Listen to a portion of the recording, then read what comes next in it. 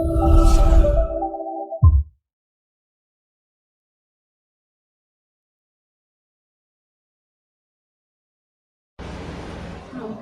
आज हम अपना अगला टॉपिक लेके आए हैं अध्याय 11 में श्वसन का ही। और इस जो हमारा ऑक्सी श्वसन हम पढ़ रहे थे, श्वसन हमने बताया था 2 प्रकार से होता है, ऑक्सी श्वसन और अनऑक्सी श्वसन। अभी हम बात कर रहे थे ऑक्सी श्वसन की। तो ऑक्सी श्वसन के 3 चरण हमने पहले भी टॉपिक में बता चुके हैं। पहला है हमारा ग्लाइकोलाइसिस, दूसरा है क्रेब्स चक्र और तीसरा है हमारा इलेक्ट्रॉन परिवहन तंत्र। ग्लाइकोलाइसिस हम पढ़ चुके हैं। ग्लाइकोलाइसिस कहाँ हो रहा था? कोशिका द्रव्य में संपन्न होता है ग्लाइकोलाइसिस वाली अभिक्रिया, और इस अभिक्रिया के फलस्वरूप क्या बने? पाइरुविक अम्ल के 2 अणु बने। ये सारा टॉपिक हम पिछले वाले टॉपिक में पढ़ चुके हैं। और जब हमारे पाइरुविक अम्ल के 2 अणुओं का निर्माण हो जाता है, अब उनका आगे कहाँ जाएंगे वो? ये पूरा जो प्रोसीजर था ग्लाइकोलाइसिस का कहाँ हो रहा था? कोशिका द्रव्य में हो रहा था। लेकिन अब हमारा जो पाइरुविक अम्ल के जब 2 अणु बन गए हैं तो वो यहीं नहीं रहते, कहाँ एंटर कर जाते हैं? माइटोकॉन्ड्रिया के मैट्रिक्स में प्रवेश कर जाते हैं। मैट्रिक्स में प्रवेश करने के पश्चात हम लोग देख रहे हैं यहाँ पे पाइरुविक अम्ल कितने कार्बन वाला है? 3 कार्बन वाला अणु है। और ये 3 कार्बन वाला जो यौगिक है, इसमें से एक कार्बन निकल करके क्या बन जाती है? CO2 बन जाती है। ठीक है, कितने रह जाते हैं यहाँ पर? 2 कार्बन रह जाते हैं। ये 2 कार्बन वाला जो हमारा इसके टूटने से जो 2 कार्बन हैं वो किससे जुड़ जाते हैं? कोएंजाइम ए से जुड़ जाते हैं और क्या बना लेते हैं? Acetyl coenzyme A. Acetyl coenzyme A हमारा अब किस में प्रवेश करेगा? क्रेब्स चक्र में। अब हमारा स्टार्ट हो जाएगा क्रेब्स चक्र। हम लोग देख रहे हैं यहाँ पे क्रेब्स चक्र का दूसरा नाम है सिट्रिक अम्ल चक्र, और एक और नाम है इसका ट्राई कार्बोक्सिलिक एसिड चक्र। ठीक है, जो क्रेब्स चक्र है इसको नाम इसलिए दिया गया है क्योंकि यहाँ पे इस जो हमारा ये पूरा साइकिल है इसकी खोज करी थी क्रेब्स नामक वैज्ञानिक ने। और सिट्रिक अम्ल चक्र हम इसको इसलिए कहते हैं क्योंकि हम यहाँ देख रहे हैं पहला उत्पाद बन रहा है सिट्रिक अम्ल, इस वजह से इसका नाम दिया। इसका प्रथम उत्पाद है सिट्रिक अम्ल, इसलिए इसका नाम है सिट्रिक अम्ल चक्र। ठीक है, अब अगला आ रहा है हमारा ट्राई कार्बोक्सिलिक एसिड चक्र। ये क्यों कहा हमने इसको? ये जो हमारा सिट्रिक अम्ल होता है इसके अंदर 3 अणु होते हैं COOH वाले। COOH जो ग्रुप है हमारा अम्लीय ग्रुप, ऐसे ऐसे हमारे होते हैं यहाँ पर 3 ग्रुप, 3 अम्लीय ग्रुप हैं यहाँ पर ट्राई कार्बोक्सिलिक एसिड, इसलिए हमने इसको कहा गया है। ट्राई का मतलब 3 और कार्बोक्सिलिक का मतलब carboxylic group acid, carboxylic acid वाला जो ग्रुप है, इसलिए इसका नाम दिया गया है ट्राई कार्बोक्सिलिक एसिड चक्र, और इसको शॉर्ट में बोलते हैं TCA चक्र। तो अब हमारा स्टार्ट हो रहा है कौन सा? क्रेब्स चक्र, यानी ऑक्सी श्वसन का 2nd चरण हमारा स्टार्ट हो रहा है।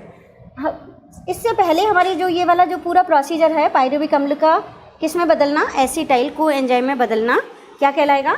ये योजक अभिक्रिया कहलाएगी, क्योंकि ये हमारी जो अभिक्रिया है यहाँ से यहाँ तक की वो क्या काम कर रही है? ग्लाइकोलाइसिस और क्रेब्स चक्र को जोड़ने का काम कर रही है। इसलिए इस पूरा अभिक्रिया को क्या कहेंगे हम? योजक अभिक्रिया, यहाँ से लेकर के और यहाँ तक। पाइरुविक अम्ल जब हमारा 2 कार्बनों में टूट जाता है, एक कार्बन इसमें से निकल जाता है, साथ में यहाँ पर जो NAD है ये जो इसमें मौजूद होता है कोशिका द्रव्य के अंदर, ये NAD जो है मैट्रिक्स में मौजूद है पहले से ही। ये हमारा किस में? यहाँ से 2 हाइड्रोजन परमाणु निकलेंगे और किस में बदल जाएगा? NADH2 में बदल जाएगा। और ये NADH2 बाद में कहाँ चला जाएगा? इलेक्ट्रॉन ट्रांसपोर्ट सिस्टम में चला जाएगा, इलेक्ट्रॉन परिवहन तंत्र में चला जाएगा, और क्या बनाएगा? ATP का निर्माण करेगा। ठीक है, और हम लोग यहाँ पे हमने पहले भी बताया था जो NADH2 होता है जब इलेक्ट्रॉन ट्रांसपोर्ट सिस्टम में जाता है तो कितने ATP बनते हैं? 3 बनते हैं।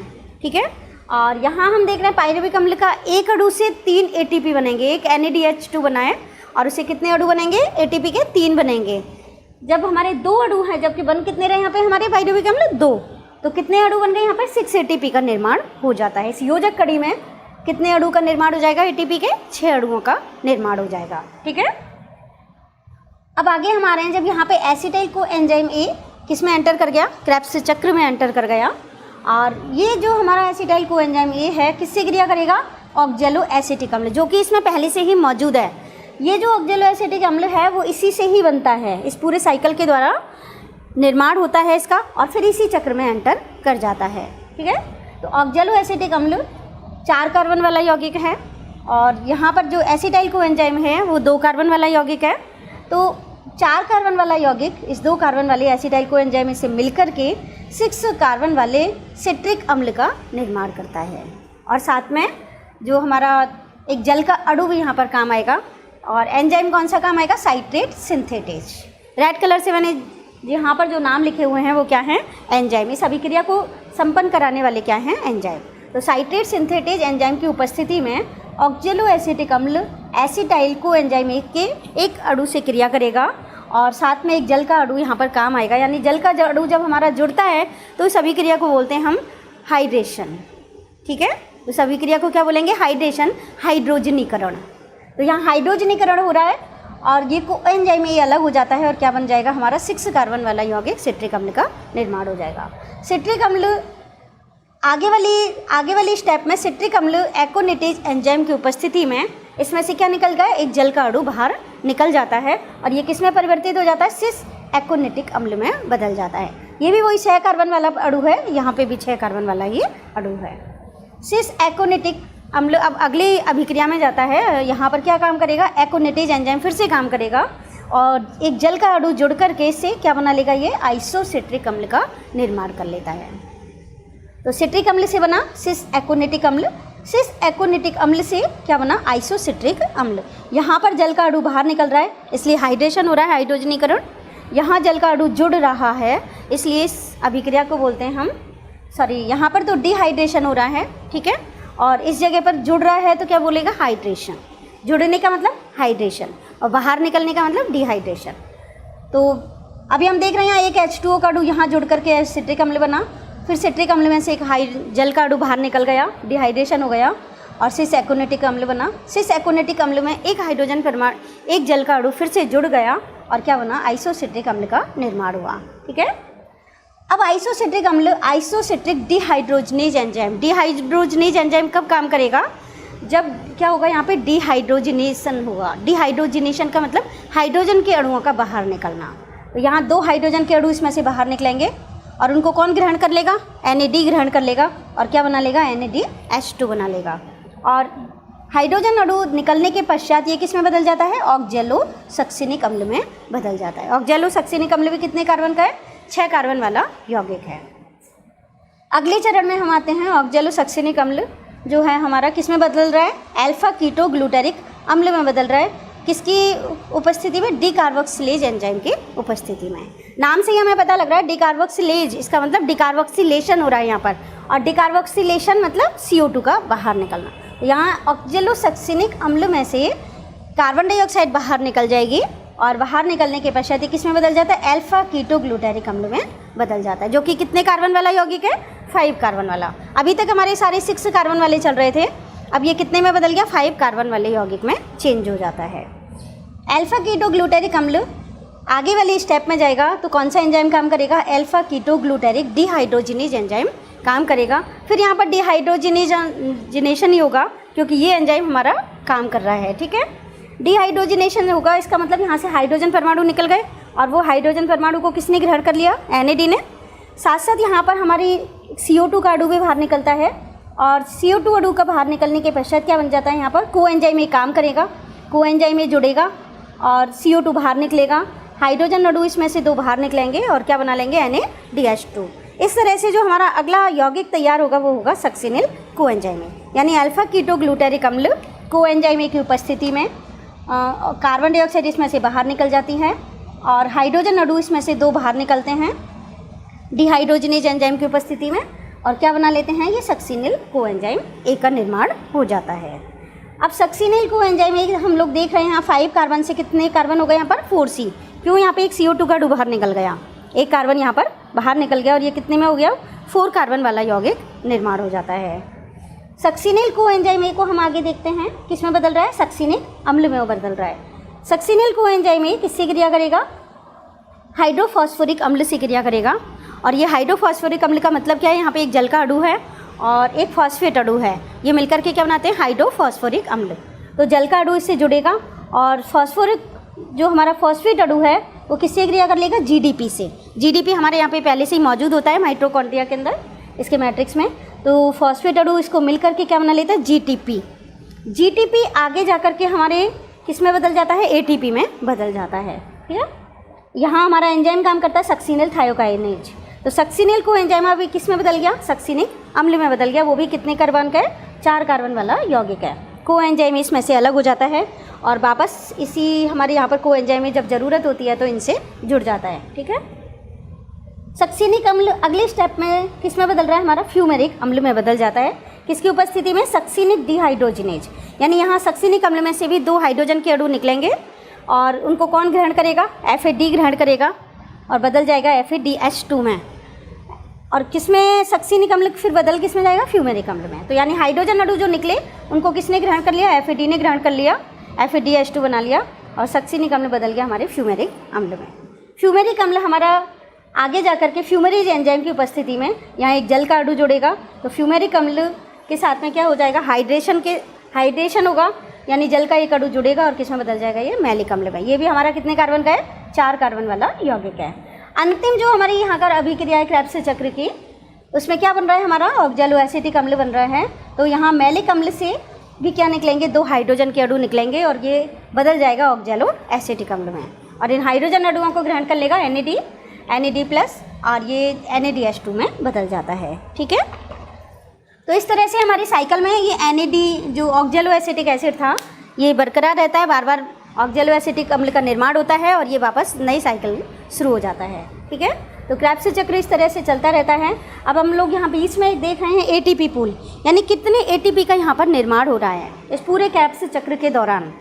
तो सबसे पहले हम लोग यहाँ देखें, हमें जो ग्रीन कलर से दिखाई दे रहे हैं, एक NAD से यहाँ पर NADH2 बना, ये NADH2 कहाँ जाएगा, इलेक्ट्रॉन ट्रांसपोर्ट सिस्टम में जाते हैं और वहाँ क्या बनेंगे, इससे 3 ATP का निर्माण होगा। ठीक है, और ये हमने यहाँ पे क्या शो किया है कि 3 ATP का यहाँ पर निर्माण हो रहा है। अगला देखें हम, यहाँ पर भी NADH2 है, तो इससे भी कितने ATP का निर्माण हो जाएगा, 3 ATP का। फिर हमारा यहाँ पर FADH2 बना, ये भी इलेक्ट्रॉन ट्रांसपोर्ट सिस्टम में जाएगा और FADH2 से 3 ATP नहीं बनते बल्कि कितने ATP बनते हैं, 2 ATP का निर्माण होता है। तो यहाँ पर हमारे 2 ATP का निर्माण हो रहा है और एक फिर यहाँ पर NADH2 बन गया, NADH2 से फिर 3 ATP का निर्माण होगा। तो गिने हम 3 3 6 3 4 9 10 11 12, यानी एक पायरुविक अम्ल से यानी क्रेब्स चक्र में प्रवेश करने के पश्चात कितने अणुओं का निर्माण हो रहा है, यहाँ पे 12 ATP का। 12 ATP तो यहाँ हो रहे हैं और यहाँ हम देख रहे हैं यहाँ पे भी तो हो रहे हैं, 3 ATP का निर्माण यहाँ पे हो रहा है, ये भी इलेक्ट्रॉन ट्रांसपोर्ट सिस्टम में गया। तो योजक अभिक्रिया में 3 हो गए, 12 हो गए यहाँ पे, तो 12 का डबल यहाँ कर लीजिए, क्योंकि एक पायरुविक अम्ल के एक अणु से हो रहा है ये पूरा प्रोसेस।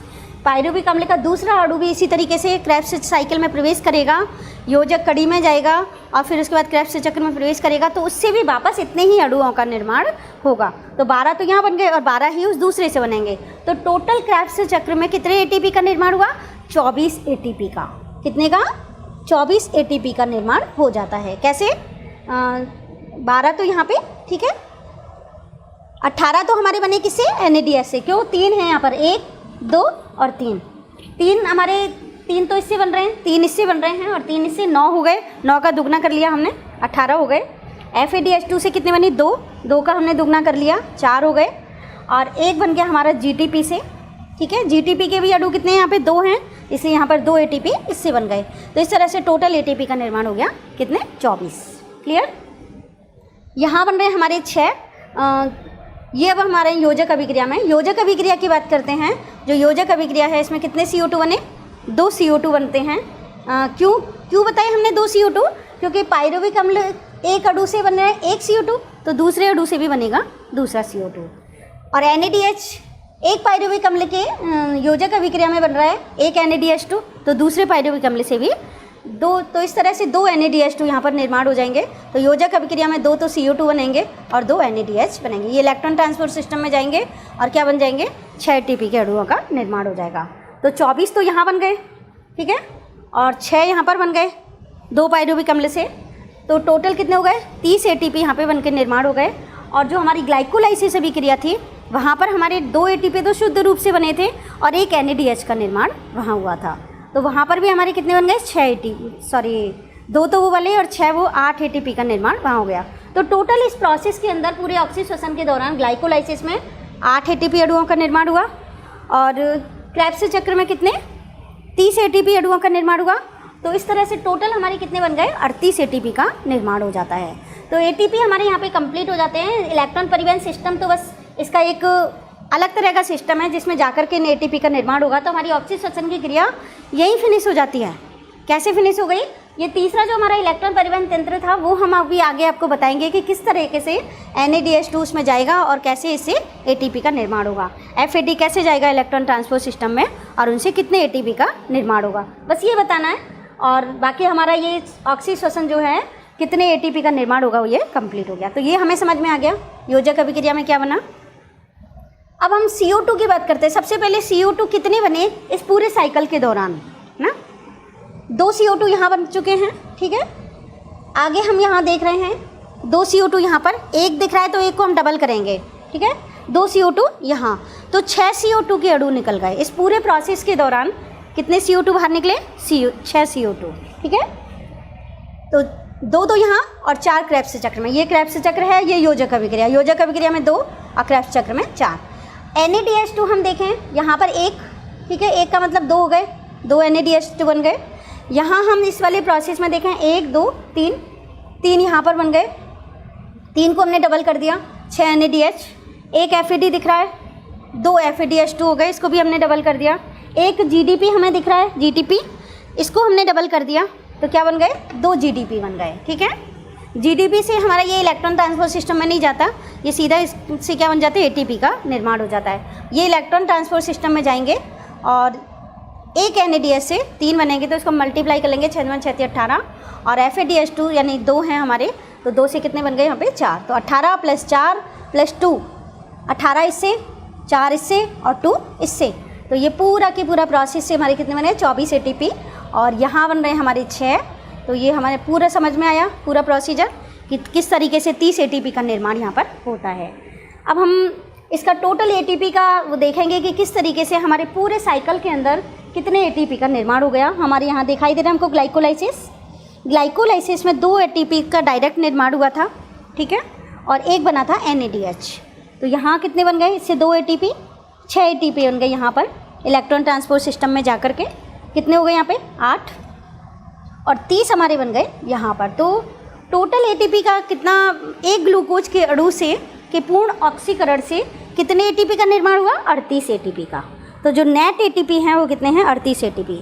ATP हमारे क्या हो जाते हैं? स्टोर हो जाते हैं, और जब हमारी ऊर्जा की आवश्यकता होती है तो हमें ऊर्जा प्राप्त होती है। माइटोकॉन्ड्रिया को कहते हैं ना शक्ति गृह, ऊर्जा का शक्ति गृह। क्यों कहते हैं? क्योंकि वहाँ ATP का निर्माण होता है और ATP स्टोर होती है, जब ज़रूरत पड़ती है तो ATP काम आ जाती है। ये सारा प्रोसीजर कहाँ हो रहा है? एक कोशिका के अंदर हो रहा है। कोशिका में क्या मौजूद है? माइटोकॉन्ड्रिया और कोशिका द्रव्य। तो कोशिका द्रव्य में हो गई ग्लाइकोलाइसिस, और माइटोकॉन्ड्रिया में कहाँ हो रही है? माइटोकॉन्ड्रिया में भी कौन सी जगह? मैट्रिक्स में। माइटोकॉन्ड्रिया में 2 चीज़ होती हैं, एक मैट्रिक्स होती है, ठीक है, एक होता है हमारा उभार होते हैं क्रिस्टी। तो मैट्रिक्स में ये सारी क्रिया संपन्न हो रही है। तो इस तरह से हमारा पूरा ऑक्सीश्वसन ये कंप्लीट हो जाता है। अब हम आगे वाले टॉपिक में पढ़ेंगे इलेक्ट्रॉन ट्रांसपोर्ट सिस्टम, लेकिन उससे पहले मैं आपको फिर से बता रही हूँ ग्लाइकोलाइसिस में हम देखेंगे अब यहाँ पर हाइड्रोजन आयन कितने बने। ग्लाइकोलाइसिस में 2 NADH, एक NADH से कितने? 2H आयन मिलेंगे हमको, तो 2 से कितने? 4H। यहाँ कितने H आयन मिले हमको? 4H। योजक अभिक्रिया में भी 1 बनाइए, 1 का हमने डबल कर दिया, 1 से कितने बने? 2, तो 2 से कितने हो गए? 4। तो 4H आयन हमको यहाँ मिलेंगे जब कहाँ जाएंगे? इलेक्ट्रॉन ट्रांसपोर्ट सिस्टम में। जब इलेक्ट्रॉन ट्रांसपोर्ट सिस्टम में जाते हैं तो वहाँ इनमें से हाइड्रोजन आयन निकल जाते हैं और इलेक्ट्रॉन भी बाहर निकल जाते हैं। इलेक्ट्रॉन बाहर निकलेंगे और हाइड्रोजन आयन बाहर निकलेंगे। ये हाइड्रोजन आयन किससे क्रिया करते हैं? वहाँ पर ऑक्सीजन से क्रिया करते हैं, और क्या बनाते हैं? जल का निर्माण करते हैं। तो जल के अणुओं का निर्माण होता है कहाँ पर? इलेक्ट्रॉन ट्रांसपोर्ट सिस्टम में निर्माण होता है। तो ये 4H आयन जल के किससे मिलेंगे? जल के 2 अणुओं से मिलेंगे, और क्या बना लेंगे?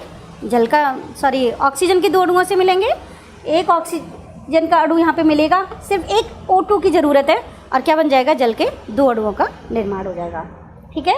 यहाँ पर भी एक ऑक्सीजन की ज़रूरत पड़ेगी और जल के 2 अणुओं का निर्माण हो जाएगा। यहाँ हमारे 12 H हैं, तो यहाँ हमें कितने की ज़रूरत पड़ेगी? ऑक्सीजन के अणुओं की ज़रूरत पड़ेगी कुछ, और जल का निर्माण हो जाएगा, ठीक है। तो 4H आयन हमारे यहाँ निकले 2FDS में, इसमें से 6 वाले में से हमारे कितने आयन निकले? 1 में से 2 निकलते हैं, तो 6 में से कितने निकल गए? 12H+ आयन यहाँ निकलेंगे। FADH2 में से हमारे 4H+ आयन निकलेंगे। इस तरह से 24H आयन हमारे बाहर निकल जाते हैं। ये 24H आयन 6 ऑक्सीजन के अणुओं से क्रिया करेंगे। कब? इलेक्ट्रॉन ट्रांसपोर्ट सिस्टम के अंत में। तो जल के अणुओं का निर्माण कब होता है? इलेक्ट्रॉन ट्रांसपोर्ट सिस्टम के एंड में निर्माण होता है। तो एंड में जाकर के हाइड्रोजन आयन 6 ऑक्सीजन के अणुओं से मिलेगा, और क्या बना लेंगे, 12 H2O का निर्माण यहाँ पर कर लेंगे। जल के अणुओं का कितने का, 12 H2O के निर्माण हो जाता है। ठीक है, अब हम लोग ये देख रहे हैं, हम जल के अणुओं की बात कर रहे हैं। जल के अणु कितने बने इस पूरे प्रोसेस के दौरान, 12 H2O तो यहाँ बन गए, किसमें, इलेक्ट्रॉन ट्रांसपोर्ट सिस्टम में। एक हमारा यहाँ पे बनता है क्रेब्स चक्र के सिट्रिक अम्ल से सिस एकोनेटिक अम्ल। यहाँ सिट्रिक अम्ल से क्या बन रहा है, सिस एकोनेटिक, तो एक जल का अणु यहाँ भी बाहर निकल रहा है, तो एक यहाँ पर हो गया, 13 हो गए। ठीक है, 13 के, अब इसको हम 1 गिनेंगे या 2 गिनेंगे, एक पाइरुविक अम्ल के से बन रहा है हमारा एक H2O यहाँ पर से तो 2 बनेंगे ना, कि इसको हम डबल कर लेंगे, तो यहाँ पर कितने हो गए, 12, तो ये हो गए, और 12 के साथ में 2 ये आ गए, 14 H2O का निर्माण हो गया। अब जो ग्लाइकोलाइसिस थी हमारी, ग्लाइकोलाइसिस अभिक्रिया जो हमने पहले पढ़ी थी, इस ग्लाइकोलाइसिस अभिक्रिया में 2-फॉस्फोग्लिसरिक एसिड का निर्माण होता है। इस 2-फॉस्फोग्लिसरिक एसिड से 2-फॉस्फोइनोल पाइरुविक अम्ल बनता है। उस समय पर 2 H2O का निर्माण वहाँ होता है। तो कितने अणु हो गए, 12 तो ये, और 2 हमारे ये 14, और 2 हो गए हमारे 16 H2O अणुओं का निर्माण हो जाता है इस पूरे साइकिल में। ग्लाइकोलाइसिस में 2, और क्रेब्स चक्र में हमारे 2 बन गए। ठीक है, और बाकी के ये सारे, जब हमारे ये सारे सिस्टम, ये जो NAD है, FAD है, इलेक्ट्रॉन ट्रांसपोर्ट सिस्टम में जाएंगे, तो वहाँ पर जो H आयन निकलते हैं वो ऑक्सीजन से क्रिया करते हैं, तो 12 H2O का निर्माण वहाँ हो जाता है, तो 16 H2O का निर्माण होता है। अब क्या 16 H2O हमको ऐसे के ऐसे मिल जाते हैं, नहीं, कुछ हमारे H2O हम लोग देख रहे हैं ना, काम भी आ रहे हैं। तो H2O हमारे काम आते हैं 10, 2 H2O हमारे काम आ जाते हैं ग्लाइकोलाइसिस में।